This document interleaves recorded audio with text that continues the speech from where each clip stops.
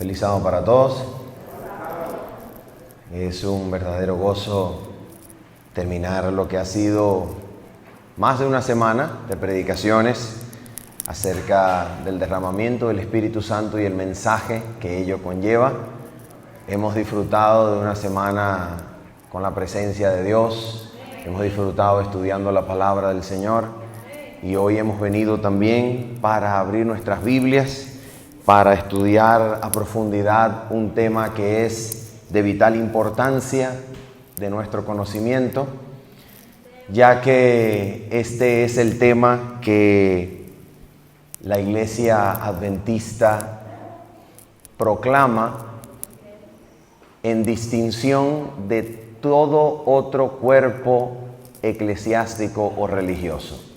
Es el tema que desde la formación o desarrollo de la teología adventista le ha dado forma a todos los demás temas, y es cuando usted analice este tema se va a dar cuenta que precisamente es así. Es la estructura de todos los temas, es el marco de desarrollo de la teología adventista y es el tema que más que ningún otro debe orientar principalmente nuestra comprensión de la salvación y nuestra comprensión de cualquier otro mensaje.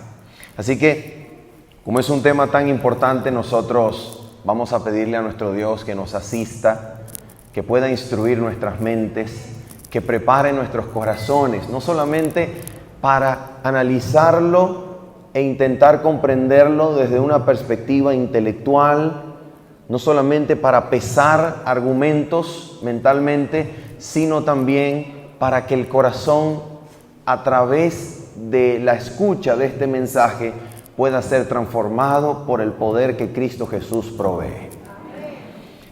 Entonces vamos a pedirle a nuestro Dios que nos ayude, que nos asista y que pueda ser con nosotros durante esta mañana. Vamos a orar. Nuestro Padre Celestial, bondadoso Dios, en el nombre bendito de Cristo Jesús, nuestro amado y amante Salvador, y en los méritos perfectos de su sangre derramada en la cruz por nosotros pedimos, Señor, nos sea concedido de manera especial tu Santo Espíritu, Señor. Desciende con poder a cada conciencia y corazón presente en este lugar. Instrúyenos, Padre Celestial, pero no solamente instrúyenos, transforma nuestros corazones, transforma nuestro ser entero, Señor, de tal manera que nosotros podamos ser, por tu gracia, consagrados como ofrenda perfecta delante de Cristo Jesús. Instrúyenos, Padre Celestial, y guía nuestros razonamientos en el nombre bendito de Cristo Jesús. Amén. Amén.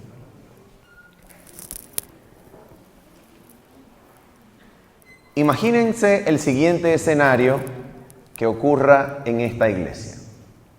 Tenemos una campaña evangelística y tenemos a un pastor o un predicador invitado que viene a quedarse con nosotros toda una semana para predicar la palabra de Dios. El pastor necesita un lugar donde hospedarse, necesita una casa. La iglesia no tiene presupuestos para hospedarlo en un hotel, así que el pastor local le pide a algún hermano presente en la congregación que hospede cordialmente a ese predicador durante una semana. Supongamos que se selecciona la casa del primer anciano de la iglesia como la casa designada a donde el predicador va a quedar durante una semana completa mientras predica la palabra de Dios. En la casa del primer anciano existe un gran gusto, una gran afección, un gran privilegio y placer de tener carros muy bonitos. Y entonces el primer anciano acuerda con el pastor recibir en su casa a este predicador.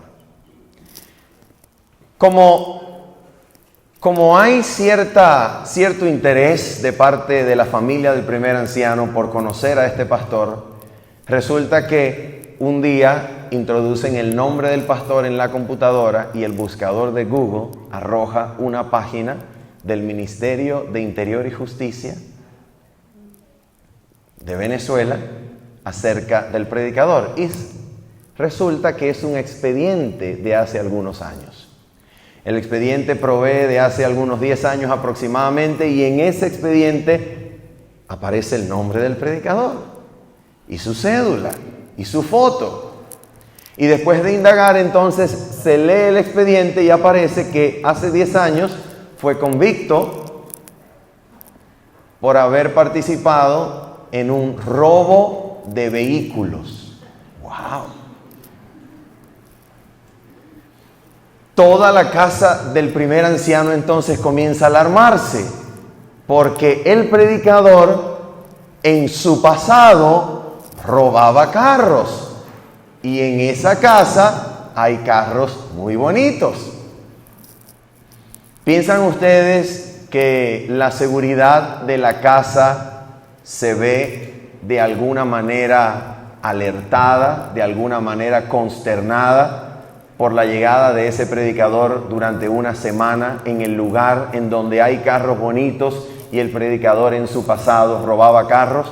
¿Piensan ustedes que esa familia necesita de alguna manera garantizar que ese predicador ya ha logrado vencer su pasado y que ahora su gusto por los carros no representa una fuerte tentación para él, o que dicha tentación ha podido ser vencida antes de que esta familia lleve al predicador a su casa? ¿Creen ustedes que esto sería necesario?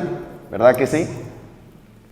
La palabra del Señor nos narra algo interesantísimo acerca de Cristo en su última conversación con su Padre en el capítulo 17 del Evangelio de Juan.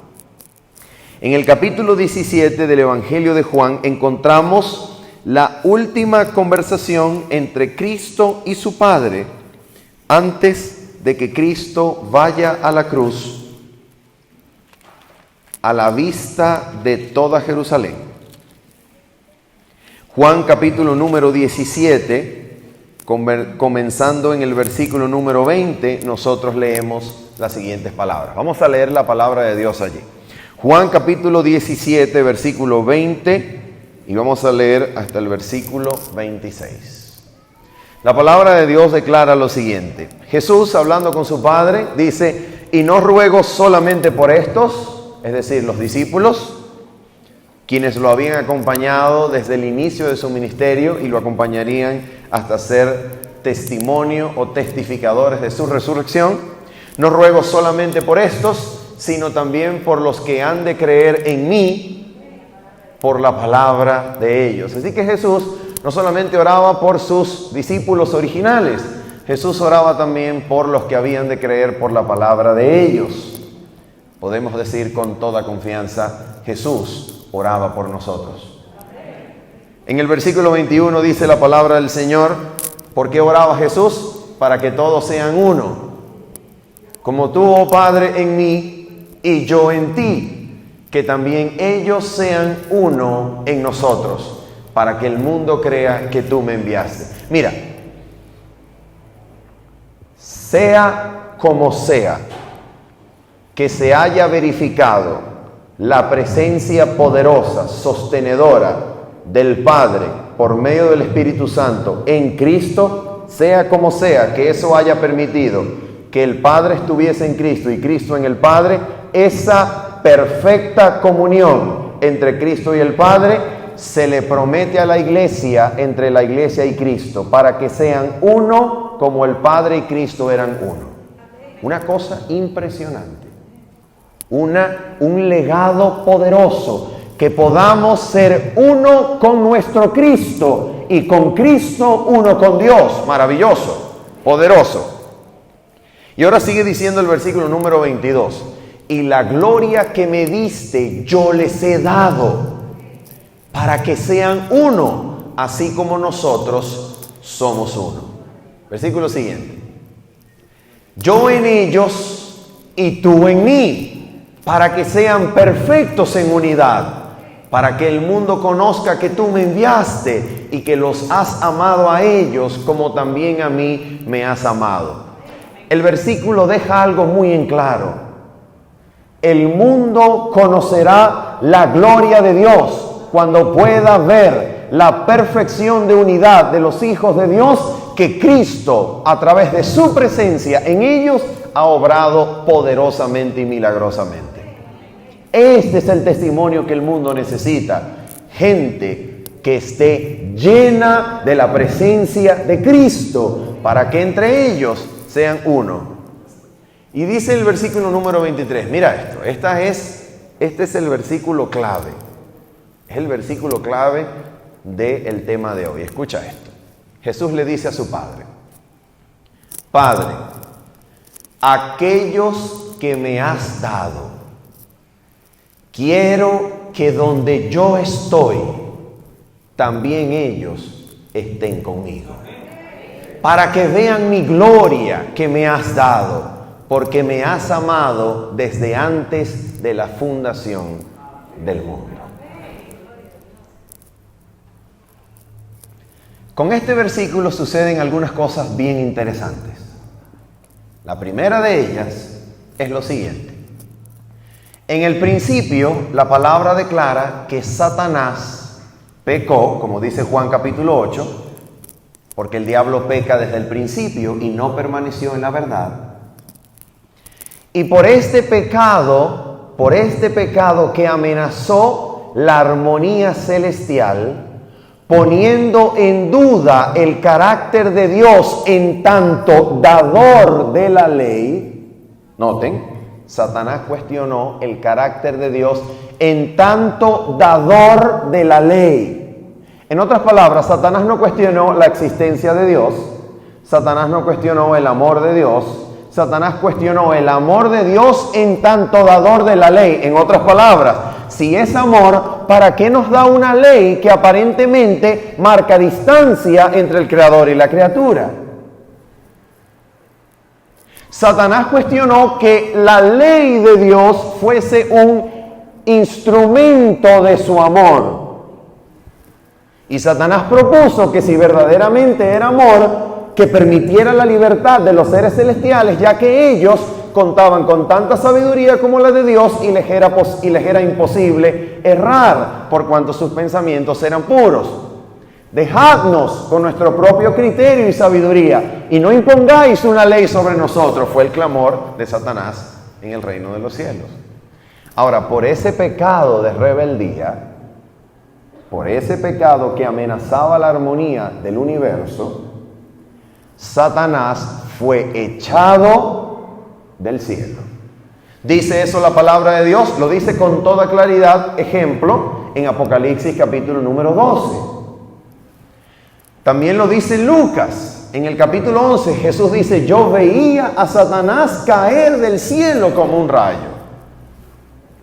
¿Y por qué fue expulsado Satanás del cielo? Por el pecado. Ahora, lo interesante de este versículo es que Jesús le pide al Padre, en presencia, en testimonio de todo el universo, Jesús le pide al Padre que a nosotros,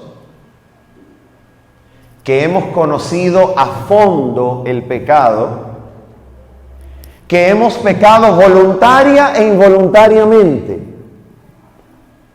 a nosotros que hemos sentido a veces hasta, si se puede decir, hemos sentido hasta placer deshonrando a Dios, que hemos pecado hasta el fondo de la experiencia humana, a nosotros que hemos conocido el pecado y que nos hemos rebelado contra Dios y que hemos estado del lado de la controversia que representa Satanás, a nosotros Dios recibe de parte de Cristo la petición de llevarnos allá, en el mismo lugar de donde Satanás fue echado por causa del pecado, a mí. A mí que he pecado contra mi Dios, Cristo le pide a su Padre llevarme allá.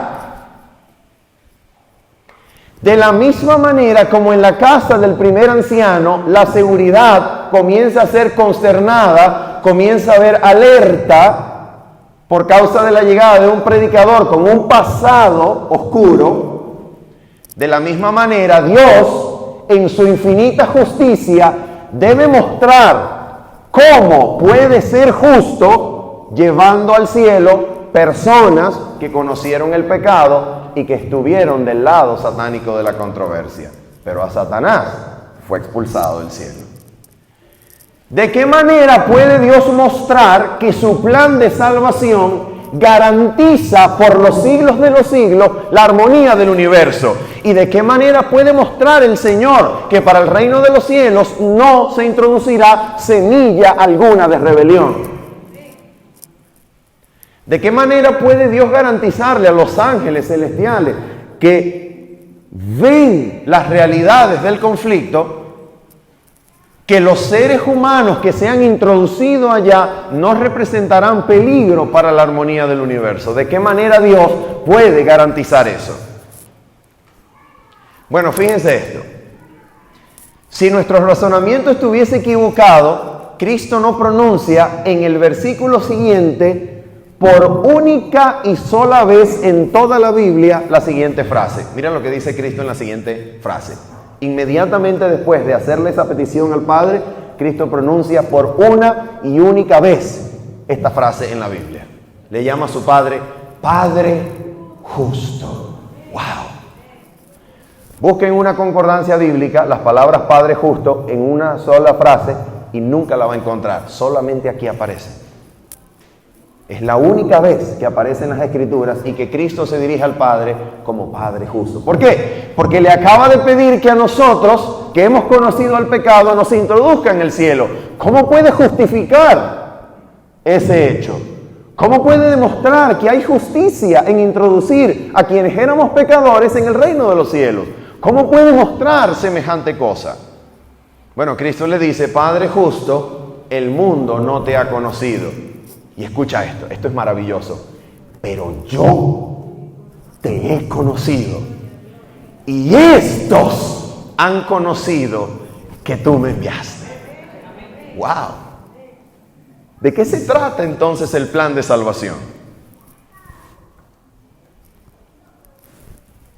¿Saben ustedes que en el Antiguo Testamento el Señor se propuso ilustrar el plan de salvación? ¿Y cómo lo ilustró Dios en el Antiguo Testamento?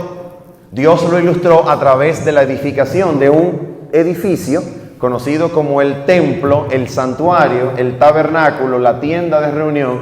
Dios edificó este santuario y propuso sacrificios y ordenanzas y un sistema de culto con la oportunidad o con la intención de ilustrar cómo se verificaría su plan para la salvación del hombre en la persona de Cristo Jesús y a través de su ministerio. Entonces, en este santuario había una pieza, un mueble que era por encima de todos los demás el principal y más importante. Se llamaba el Arca del Pacto. Y esta Arca del Pacto tenía una pieza que era aún más sagrada que todo el mueble junto. Era la pieza superior que tapaba el arca. La tapa del arca se llamaba propiciatorio. Vamos a leer la Biblia en Éxodo capítulo 25, versículos 17 al 22.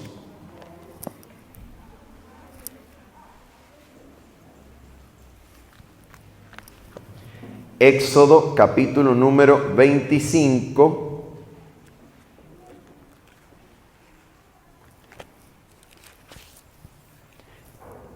y vamos a leer los versículos 17 al 22. ¿Lo tenemos? Dice la Escritura así, vamos a leer. Y harás un propiciatorio, la palabra hebrea es caporet, que quiere decir, esa palabra caporet tiene las mismas tres consonantes de la raíz verbal que quiere decir perdonar, expiar. Era el lugar donde ocurría la reconciliación entre los pecadores y el Dios Santo de los cielos. El lugar en donde la sangre inocente caía una vez al año para limpiar los pecados de la congregación y mostrarle a la ley que residía en su interior que una víctima satisfacía las demandas de la ley y los pecadores podían ser perdonados y reconciliados en la pureza de la sangre del Cordero. El propiciatorio. Y harás un propiciatorio de oro fino, cuya longitud será de 2,5 codos y su anchura de 1,5 codos. Versículo 18. Harás también 2 querubines de oro. Mosca con esto. Harás también 2 querubines de oro, labrados a martillo, los harás en los 2 extremos del propiciatorio. Versículo 19. Harás pues un querubín en un extremo y un querubín en el otro extremo. De una pieza con el propiciatorio harás los querubines en sus 2 extremos. Y dice el versículo siguiente: y los querubines se extenderán por encima las alas, cubriendo con sus alas el propiciatorio. Sus rostros el uno enfrente del otro, mirando al propiciatorio, los rostros de los querubines. Mira esto. Mirando al propiciatorio, los rostros de los querubines. ¿Quieren ustedes leer lo que significaba semejante arreglo de cosas? Les voy a leer una cita absolutamente autorizada para decirnos de qué se trataba semejante cosa. El libro Patriarcas y Profetas, página 317. Patriarcas y Profetas, página 317, nos dice sin duda lo que esto significaba. Dice así: la cubierta del arca sagrada se llamaba propiciatorio. Estaba hecha de una sola pieza de oro y encima tenía 2 querubines de oro, uno en cada extremo. Escucha. La posición de los querubines con la cara vuelta el uno hacia el otro y mirando reverentemente hacia abajo sobre el arca, representaba la reverencia con la cual la hueste celestial mira la ley de Dios y su interés en el plan de la salvación. Y no solamente los querubines habían sido ordenados para fabricar sobre el propiciatorio. Querubines y ángeles habían sido ordenados de bordar en las cortinas y especialmente en el velo que separaba el lugar santo del Santísimo. Había querubines. ¿Por qué? Ya ustedes van a saber por qué. Así que de manera inequívoca, la señora White nos dice que estos querubines representaban el interés, la reverencia con la que los ángeles miran la ley de Dios y el interés que tienen en el plan de la salvación. Ahora noten esto. En Romanos capítulo número 3, versículos 23 al 26, se nos presenta la razón fundamental por la cual Cristo Jesús fue puesto por su Padre en la cruz. Romanos capítulo número 3, versículos 23 al 26, vamos a encontrar la única mención en el Nuevo Testamento de la palabra propiciatorio que aparece en Éxodo 25. Fíjate, en el Nuevo Testamento solamente hay un lugar en donde la palabra propiciatorio aparece. La palabra propiciatorio fue traducida al griego como hilasterion. Y aquí, en Romanos capítulo 3, versículos 22 al 26, aparece la palabra hilasterio. Una sola vez en toda la Escritura en el Nuevo Testamento. Mira lo que dice la palabra de Dios. Vamos a leer desde el versículo 21 para que tengamos un contexto más amplio. Romanos capítulo 3, versículo 21. Escucha esto. Yo quisiera que durante la lectura de este pasaje tú te enfocaras en la finalidad que por encima de todas las demás fue la causa por la que Cristo Jesús fue puesto en la cruz del Calvario. ¿Cuál es la finalidad? El motivo por encima de cualquier otro motivo. Escucha. Mira cómo comienza Romanos 3:21 en adelante. Dice así. Pero ahora, aparte de la ley, se ha manifestado, ¿qué cosa se ha manifestado?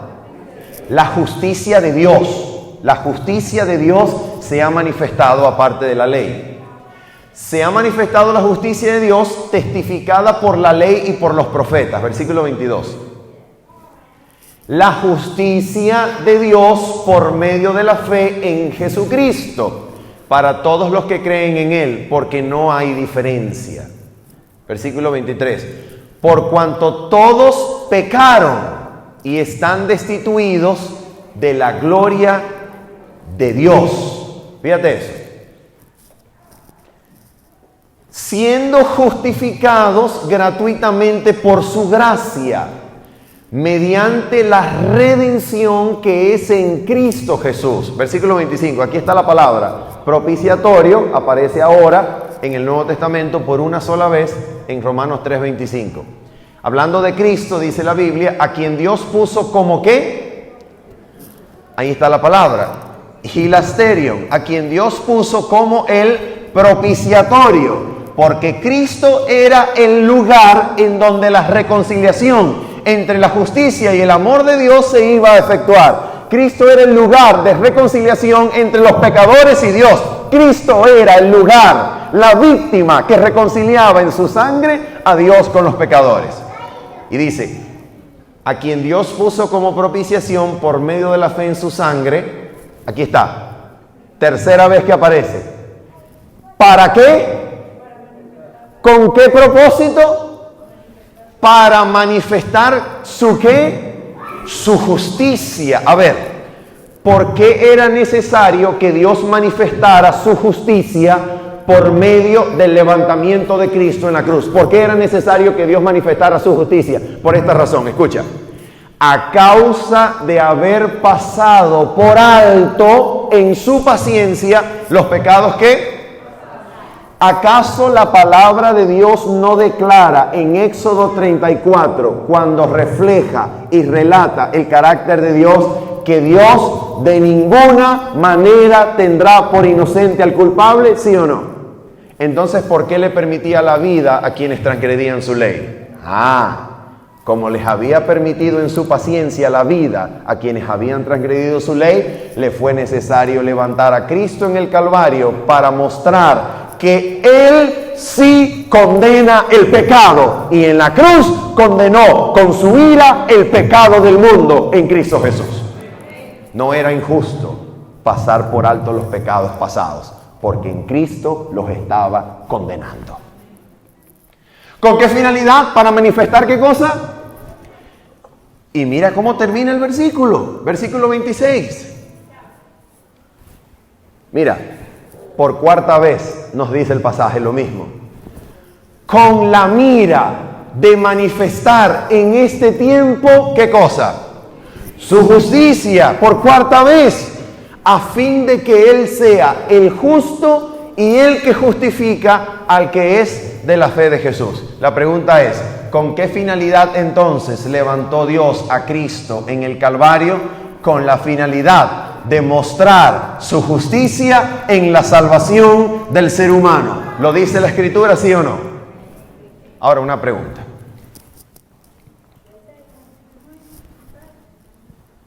¿A quién deseaba Dios manifestar esta justicia? Mira esto. Vamos a leer la palabra del Señor, a ver si la Escritura nos responde. ¿A quién deseaba Dios manifestar su justicia a través de la salvación de los seres humanos? Efesios capítulo número 2, versículos 4 al 7. Y no es la única vez en donde aparece este motivo en Efesios. Aparece por todos lados en el capítulo número 1, en el capítulo número 2, en el capítulo número 3, en el capítulo número 5. Pero vamos a leerlo en Efesios capítulo 2, versículo 4 al 7, porque aquí se encuentra con toda claridad. Efesios capítulo 2, versículo 4 al 7. ¿Qué dice la Escritura? Pero Dios, que es rico en misericordia, por su gran amor con que nos amó, aun estando nosotros muertos en pecados, nos dio vida juntamente con Cristo. Por gracia sois salvos. Y juntamente con Él nos resucitó y asimismo nos hizo sentar en los lugares celestiales con Cristo Jesús. Versículo 7. Aquí está la preposición de finalidad. ¿Cuál era la intención? ¿Cuál era su finalidad? ¿Qué era lo que Él perseguía y procuraba? Para mostrar en los siglos venideros las abundantes riquezas de su gracia en su bondad para con nosotros en Cristo Jesús.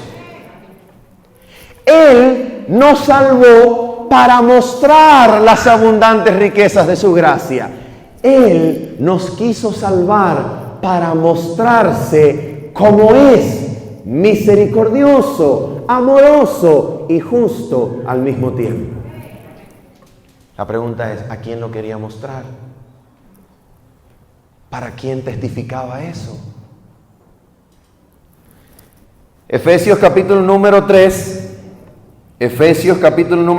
noten que es el mismo libro, la misma carta. Esta vez en el versículo 10 al versículo 11, nosotros vamos a ver a quién Dios quería manifestarle esto. ¿Para quién quería dar este testimonio? Dice la Escritura: para que la multiforme sabiduría de Dios sea ahora dada a conocer por medio de la iglesia, ¿a quiénes? A los principados y potestades en los lugares celestiales. Versículo número 11. Conforme al propósito eterno que hizo en Cristo Jesús, Señor nuestro. ¿A quién quería Dios demostrarle su justicia a través de la salvación del ser humano? ¿A quiénes? A los principados y potestades en los lugares celestiales. ¿Quiénes son esos? Los ángeles, la hueste angelical. ¿Dice eso la Escritura en algún otro sitio? Primera de Timoteo capítulo 3, versículo número 16. Primera de Timoteo capítulo 3, versículo 16. Y luego vamos a leer Primera de Pedro capítulo 1, versículo 10 al 12. Primera de Timoteo capítulo 3 versículo 16 y luego Primera de Pedro capítulo 1 versículo 10 al 12 nos dice lo siguiente. ¿Qué dice Primera de Timoteo capítulo 3 versículo 16? En lo que podemos considerar como una declaración temprana de creencias fundamentales. Dice la Escritura así: e indiscutiblemente grande es el misterio de la piedad. Dios fue manifestado en carne, justificado en el Espíritu. ¿Qué más dice? ¿Visto de quién?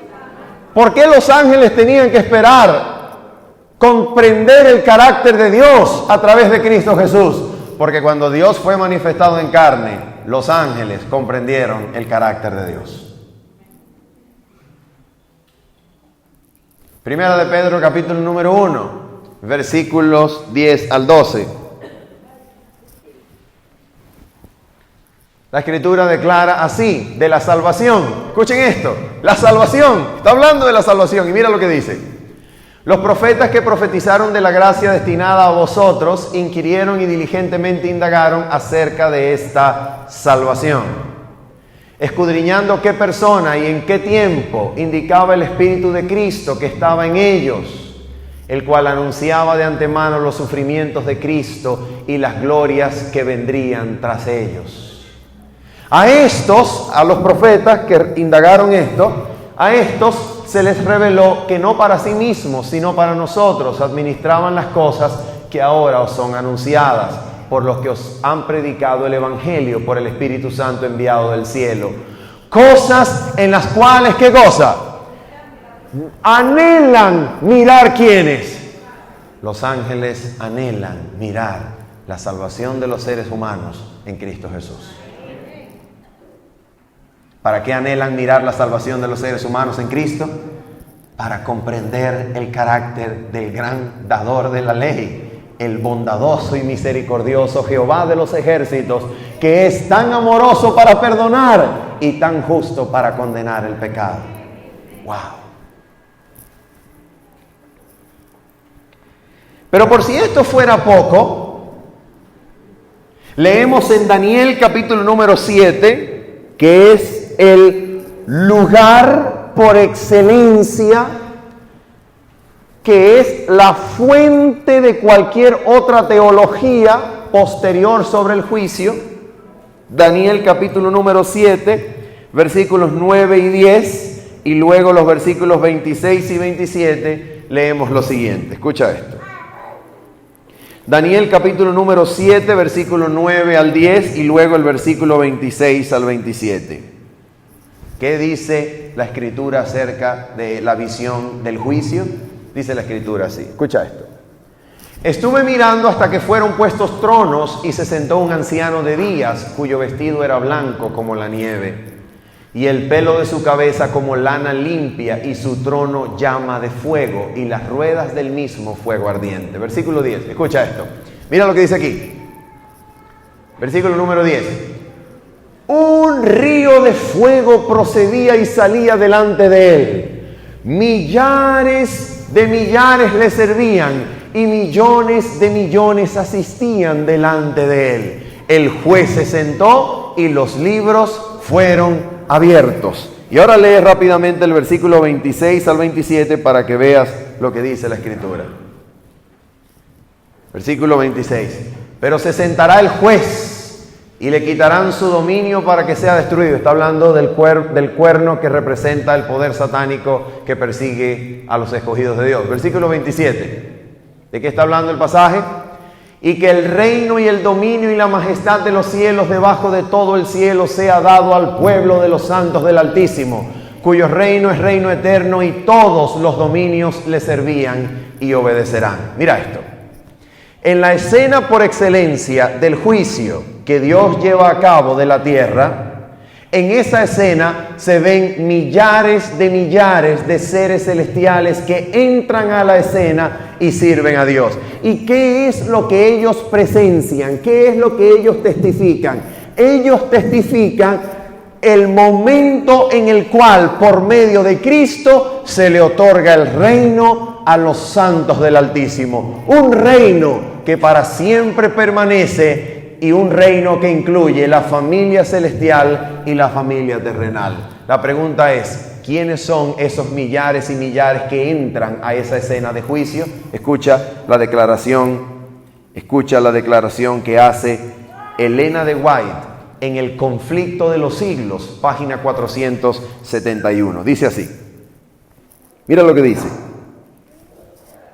Estuve mirando, dice el profeta Daniel, hasta que fueron puestos sillas y un anciano de grande edad se sentó, cuyo vestido era blanco como la nieve y el pelo de su cabeza como lana limpia. 3 puntos suspensivos. Sigue diciendo ella. Así se presentó la visión del profeta el día grande y solemne. ¿Escucha? ¿De qué se trataba esa visión? Mira lo que ella dice acerca del contenido de la visión. Dice, así se presentó a la visión del profeta el día grande y solemne en que los caracteres y vidas de los hombres habrán de ser revistados ante el juez de toda la tierra, y en que a todos los hombres se le dará conforme a sus obras. ¿Se dan cuenta? ¿Qué era lo que el profeta Daniel vio? El profeta Daniel se le presentó la visión del día en el que el Señor juzgará los caracteres y las vidas de los hombres. Y ahora dice la Escritura, fíjate eso, el anciano de días es Dios, el Padre.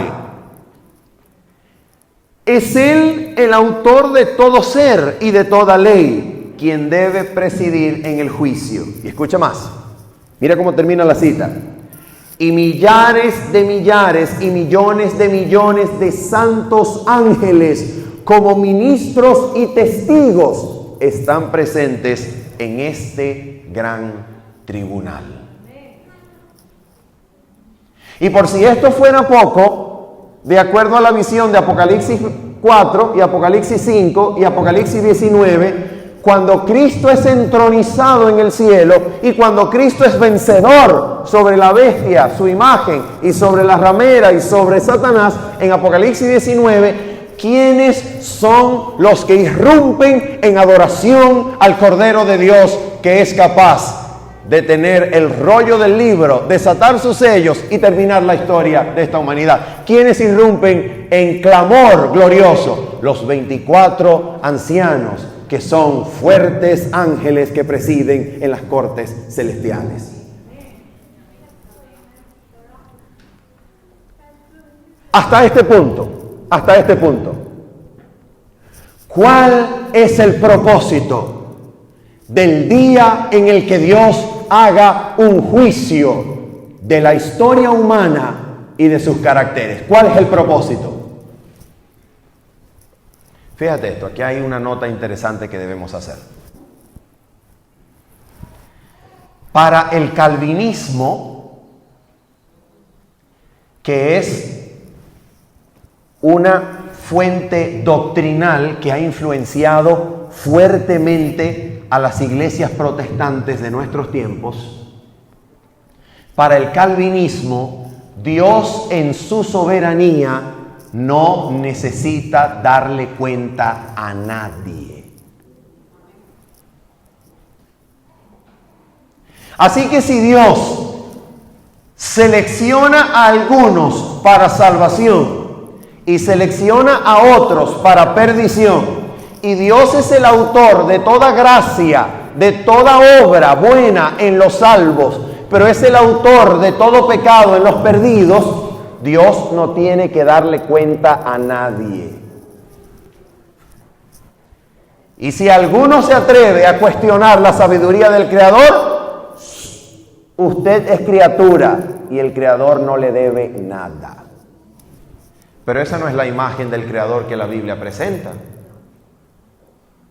La Biblia presenta que en la salvación del ser humano Dios se ha complacido en mostrar su justicia delante de los ángeles, porque son ellos los que verifican la justicia de Dios desde el momento en el que Satanás puso duda sobre su carácter hasta el momento en que Satanás es destruido. Son los ángeles que dicen: justos y verdaderos son tus juicios, Señor, que reina por los siglos de los siglos. Dios se complace en mostrarse tal cual es, justo, amoroso en sobremanera. Así que, ¿cuál es el propósito del día en el cual Dios haga juicio de toda la historia de la humanidad? ¿Cuál es el propósito de ese juicio? El propósito es no informar a Dios acerca del carácter de los salvos, no informar a Dios acerca del carácter de los perdidos. El propósito es mostrar la justicia de Dios en salvar a unos, mientras que otros lamentablemente se pierden. El propósito es mostrar que Dios es justo al salvar al pecador que ha confesado sus pecados en Cristo, mientras que por un pecado expulsó a Satanás del cielo. El propósito es mostrar la justicia de Dios en medio de la corte angelical.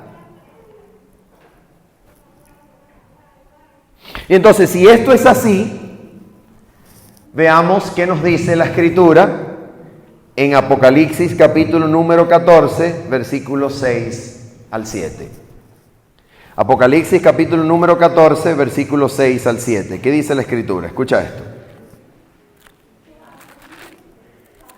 Acerca de este juicio,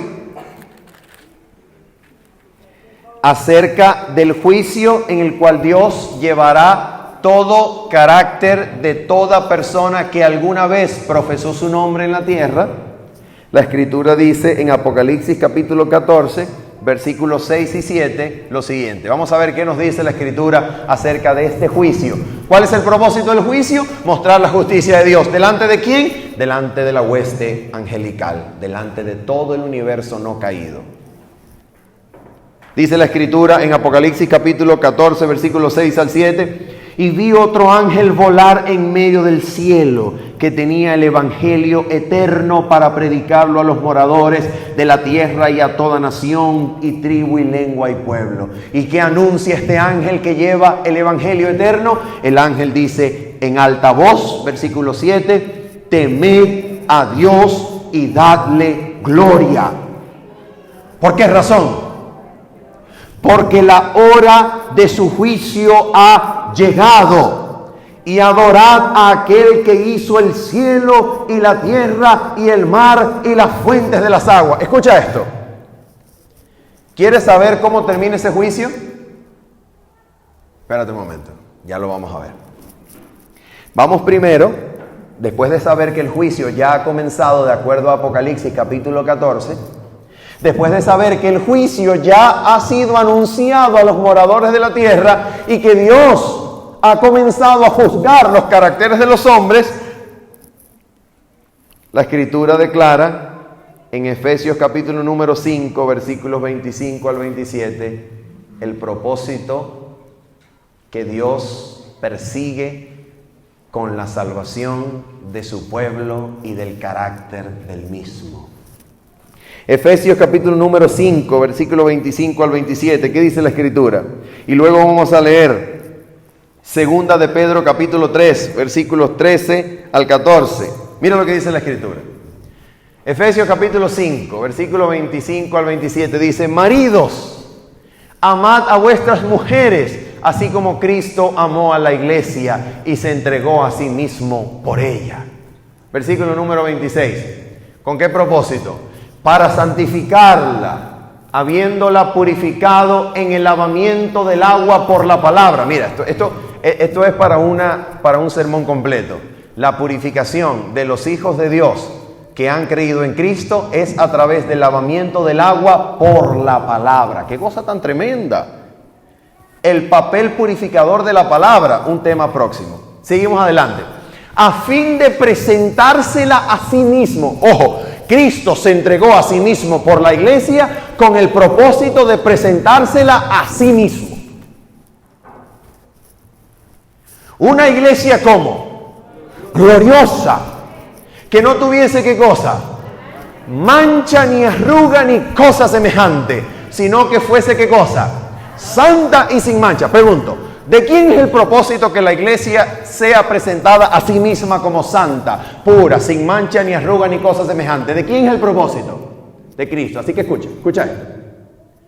El conflicto entre Cristo y Satanás se resolverá en la pregunta: ¿es Cristo capaz de presentarse a su iglesia a sí mismo limpia y pura o no es capaz de hacerlo?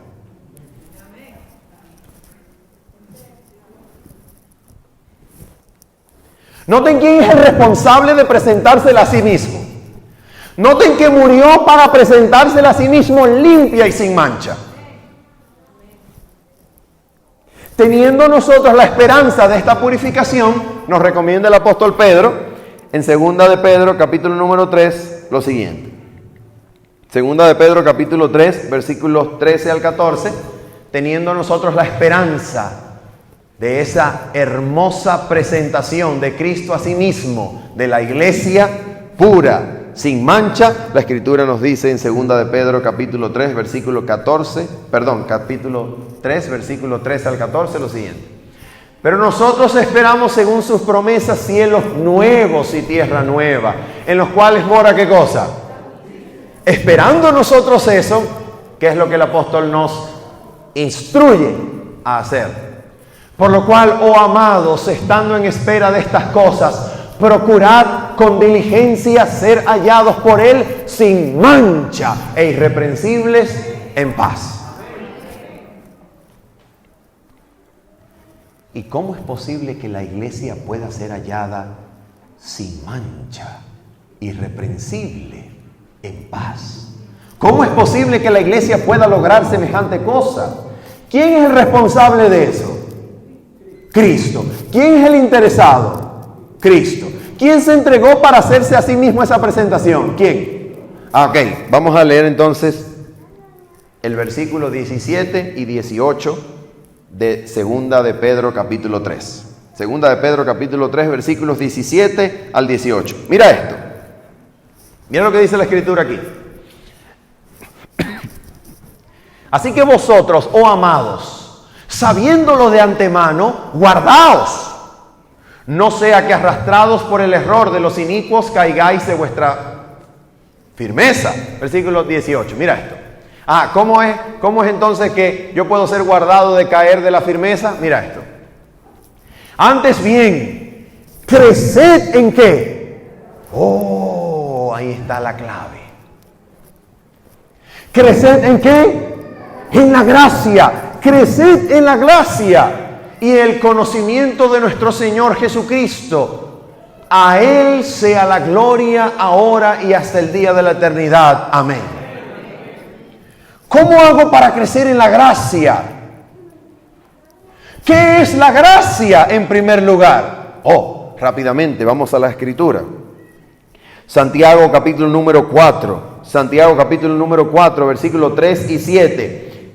3 al 7. Santiago 4, versículo 3 al 7. Y luego vamos a leer Segunda de Corintios, versículos 12.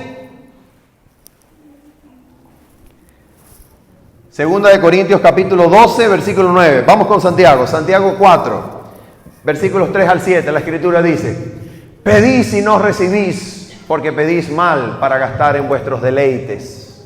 Oh almas adúlteras, ¿no sabéis que la amistad del mundo es enemistad contra Dios?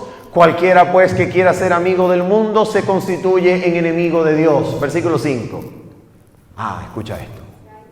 ¿O pensáis que la Escritura dice en vano: el Espíritu que Él ha hecho morar en nosotros nos anhela celosamente? Mira, el Espíritu tiene celo por nosotros.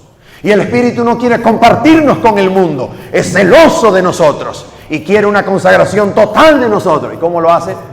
Escucha, versículo siguiente. Mira esto. Pero Él da mayor gracia.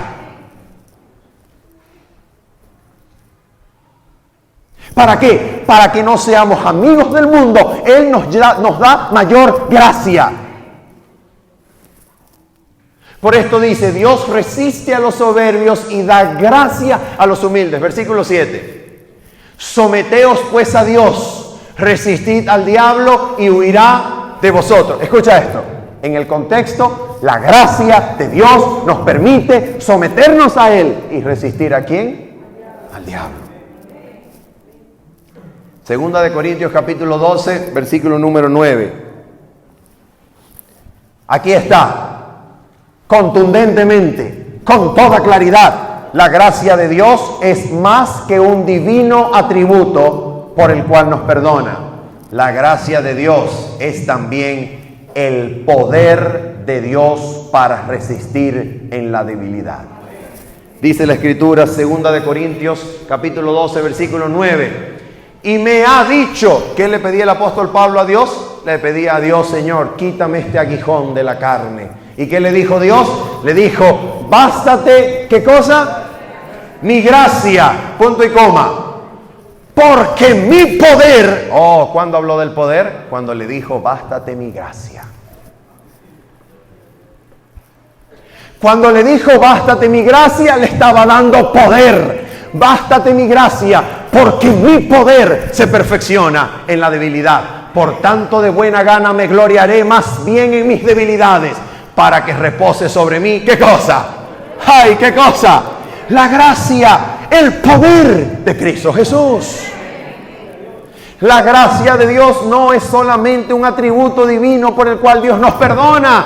La gracia de Dios es el poder que reside en Cristo Jesús para resistir al tirano y usurpador.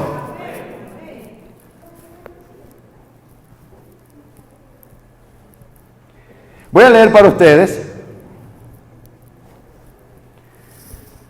un lugar en donde en el conflicto de los siglos, atención, en el conflicto de los siglos, la hermana White cita Segunda de Corintios, capítulo 12, versículo 9, lo que acabamos de leer, para que ustedes vean la manera en la que ella interpretaba eso en el contexto del día del juicio. Escucha.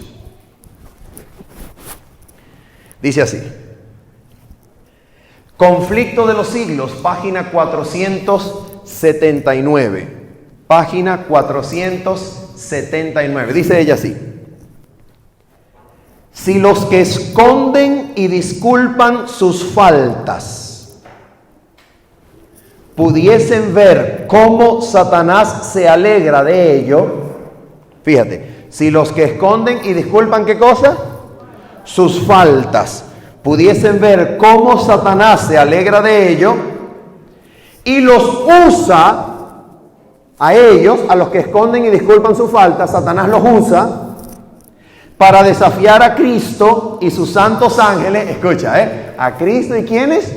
Sus santos ángeles. Le voy una nota aquí, un paréntesis histórico.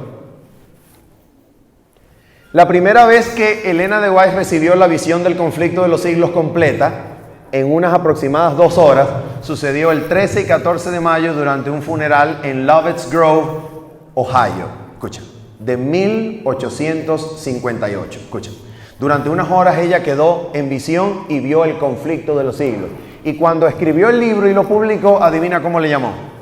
Le llamó así: el gran conflicto entre Cristo y sus ángeles y Satanás y sus ángeles. ¡Ay, qué cosa tan tremenda! Los ángeles siempre han sido parte del conflicto. Toda la vida. Ahora escucha.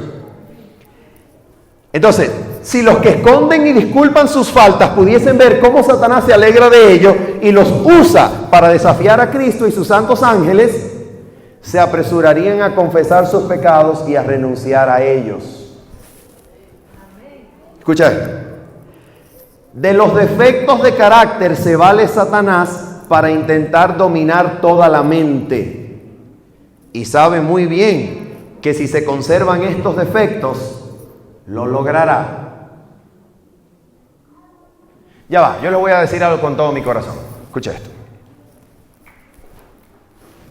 Escucha esto. En algún episodio de mi vida, en alguna etapa de mi vida, cuando yo leía estas citas, yo cerraba el libro y dejaba de leerlo. Porque en alguna etapa de mi vida, cuando yo leía estas citas, yo pensaba que Elena de White era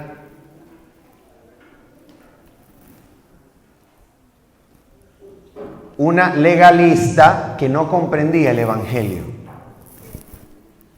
Y yo me creía más inteligente que ella por comprender que el Evangelio era de tanta gracia que en el día del juicio nuestros pecados nos serán perdonados a pesar de no haberlos abandonado. Y en alguna etapa de mi vida, esos pecados que yo disculpaba casi acaban con mi espiritualidad.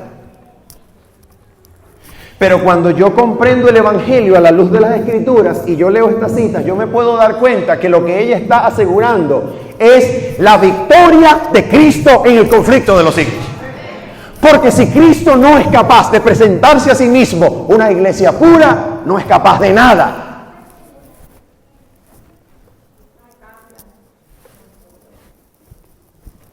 Entonces dice, mira lo que dice ella. De allí que Satanás trate constantemente de engañar a los discípulos de Cristo con su fatal sofisma de que les es imposible vencer. ¿De quién es el fatal sofisma, de acuerdo a Elena de White, de que es imposible vencer? ¿De quién es el fatal sofisma? De Satanás, llamémoslo por su nombre. Es él el autor del engaño.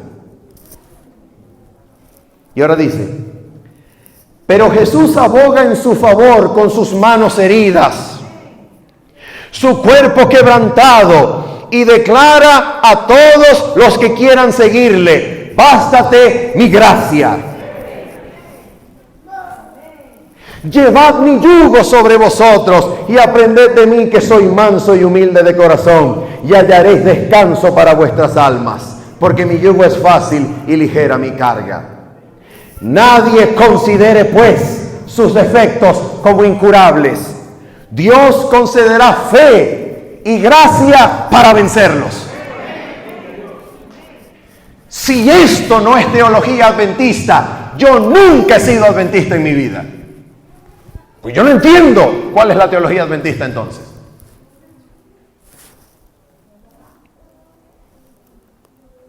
Y terminamos con esto, escucha esto. ¿Cómo termina el juicio? ¿Recuerdan cómo comienza? El ángel con el evangelio eterno pasa anunciando en alta voz diciendo: temed a Dios y dadle ¿qué? Gloria, porque la hora de su juicio ¿qué? ¿Será que va a haber algún pueblo sobre la tierra que le dé gloria a Dios por los siglos de los siglos? Para que Dios pueda mostrar la gloria de las abundantes riquezas de su gracia. ¿Será que habrá un pueblo? Dios dice que el juicio termina en Apocalipsis 14, versículo 12, cuando dice: Dios dice que el juicio termina con una nota de victoria, una nota de poder, una observación de gloria para el carácter de Dios.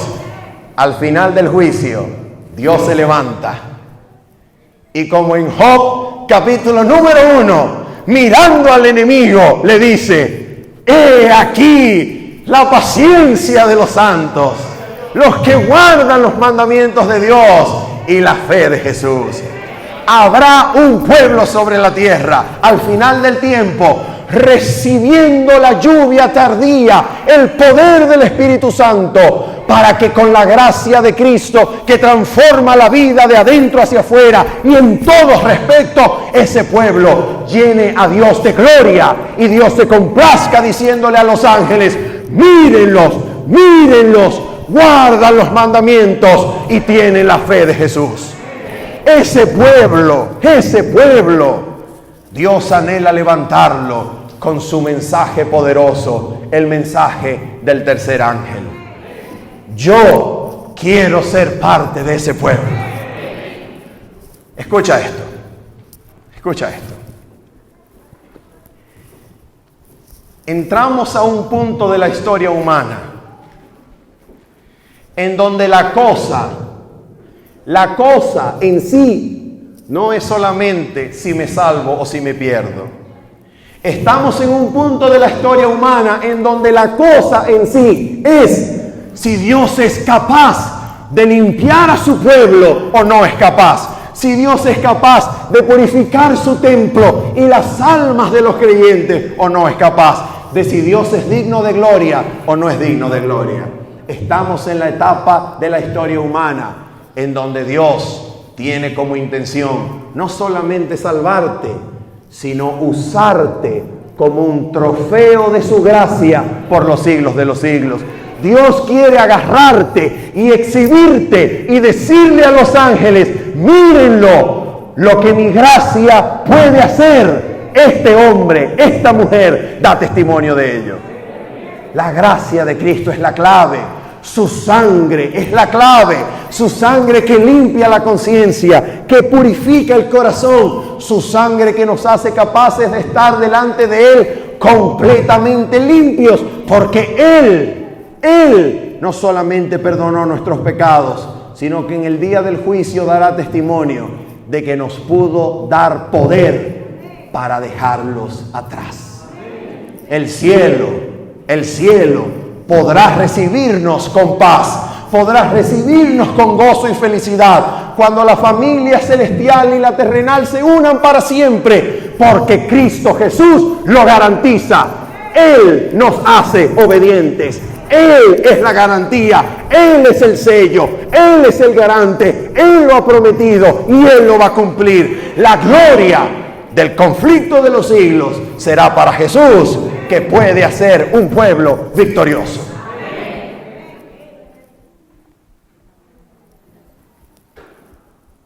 Ay, con cuántas ganas